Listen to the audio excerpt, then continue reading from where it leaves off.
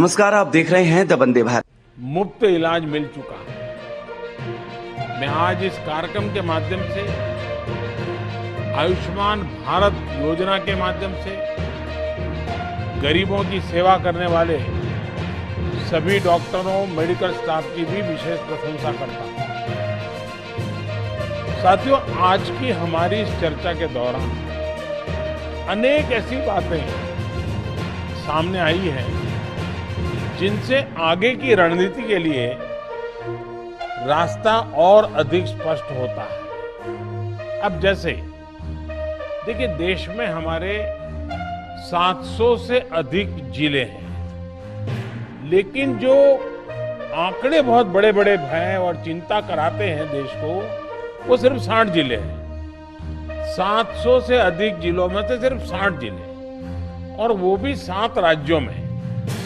अगर हम इन 60 जिलों पर बल दें, क्या मैं आप सभी आदरणीय मुख्यमंत्री जी से एक सुझाव दे सकता हूं? मान लीजिए आप एक 7 दिन का कार्यक्रम बनाएं और डेली 1 घंटा दें, और वर्चुअली उस डिस्ट्रिक्ट के जो ब्लॉक हैं, हर दिन एक डिस्ट्रिक्ट में से एक या ब्लॉक कहें, तहसील कहें या तालुका कहें, जो भी आपके राज्य में नाम हो, हर दिन एक राज्य जिले के 1 या 2 तहसील और आपके यहाँ जितने भी हैं उन सब से सीधी पूछताछ करें, तहसील के लोगों से सीधी बात करें, सीधा मार्गदर्शन करें, और ये 7 दिन तक लगातार चला करके सभी ब्लॉक लेवल तक अगर सीधी मुख्यमंत्री वर्चुअल कॉन्फ्रेंस करे तो जरूर नीचे बात पहुंचाने में, एक सीरियसनेस लाने में, सिंसियरिटी लाने में बहुत मदद हो सकती है।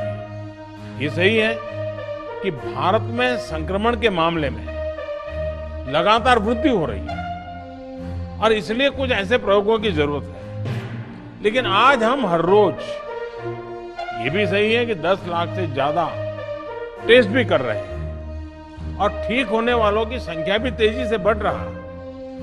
अनेक राज्यों में और राज्यों के भीतर स्थानीय स्तर पर भी कई नए नए प्रयोग हुए हैं, बेस्ट प्रैक्टिसेस देखने को मिल रही है। हमें इन अनुभवों को ज्यादा से ज्यादा सीखना होगा, उन अनुभवों को प्रोत्साहित करना होगा और ऐसे सुखद अनुभवों का लाभ लेना होगा। साथियों, बीते महीनों में कोरोना के इलाज से जुड़ी जिन सुविधाओं का विकास हम सभी ने मिलकर के किया है, वो हमें कोरोना से मुकाबले में बहुत मदद कर रही है। अब हमें एक तरफ जहां कोरोना से जुड़े इंफ्रास्ट्रक्चर को तो मजबूत करना ही है, जो हमारे हेल्थ से जुड़ा ट्रैकिंग और ट्रेसिंग से जुड़ा नेटवर्क है, उनकी बेहतर ट्रेनिंग भी सुनिश्चित करनी है। आज ही कोरोना स्पेसिफिक इंफ्रास्ट्रक्चर के लिए state disaster response fund SDRF, उसके इस्तेमाल पर भी एक अहम फैसला लिया गया है। कई राज्यों ने इस बारे में आग्रह किया था। अब यह तय किया गया है कि SDRF के इस्तेमाल की लिमिट को 35% से बढ़ा करके 50% कर दिया जाएगा। इस फैसले से राज्यों को कोरोना से मुकाबले के लिए और ज्यादा राशि उपलब्ध हो सके। एक और महत्वपूर्ण बात मैं आपसे करना चाहता हूं।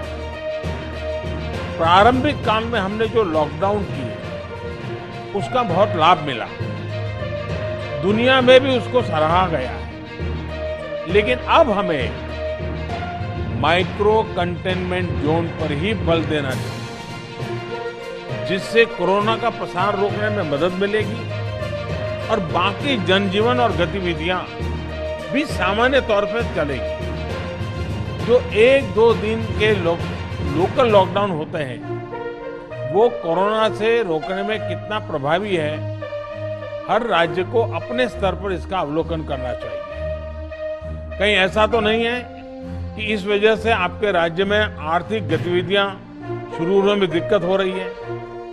मेरा आग्रह है कि सभी राज्य इस बारे में गंभीरता से सोचें। साथियों, प्रभावी टेस्टिंग, ट्रेसिंग, ट्रीटमेंट, सर्विलांस और स्पष्ट मैसेजिंग, इसी पर हमें अपना फोकस और बढ़ाना होगा। प्रभावी मैसेजिंग इसलिए भी जरूरी है क्योंकि ज्यादातर संक्रमण बिना लक्षण का है। ऐसे में अफवाहें उड़ने लगती हैं। सामान्य जन के मन में ये संदेह उठने लगता है कि कहीं टेस्टिंग तो खराब नहीं है।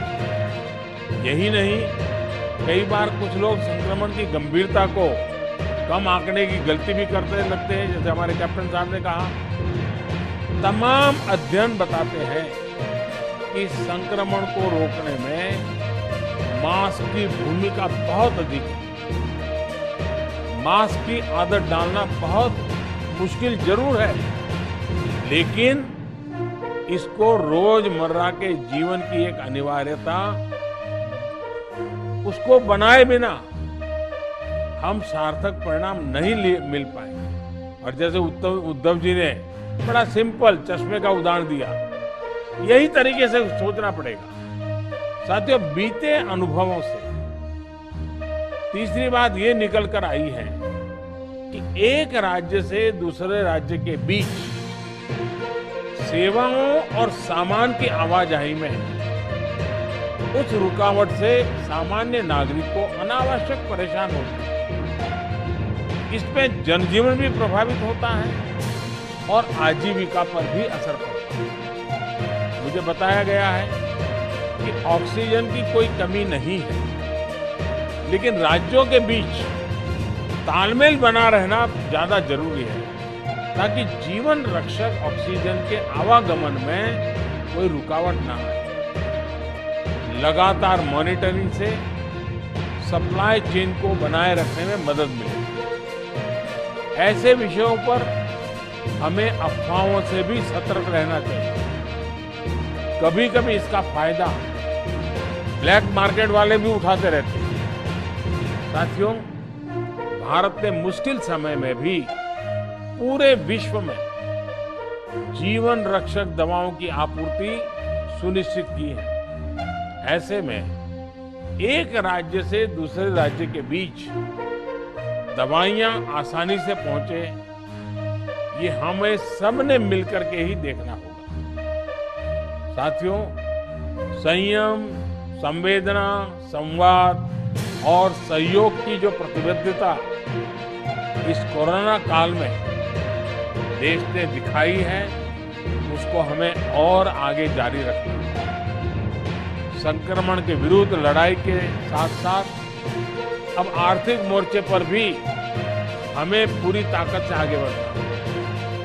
हमारे साझा प्रयास जरूर सफल होंगे और इसी कामना के साथ आज आपने विस्तार से जो बातें बताई हैं, उसमें कुछ करणीय बातें हैं जो भारत सरकार की टीम भी यहाँ सारे विषयों को नोट कर रही है। उसमें जो आवश्यक है उनको जितना त्वरा से लागू किया जा सके करने का प्रयास होगा।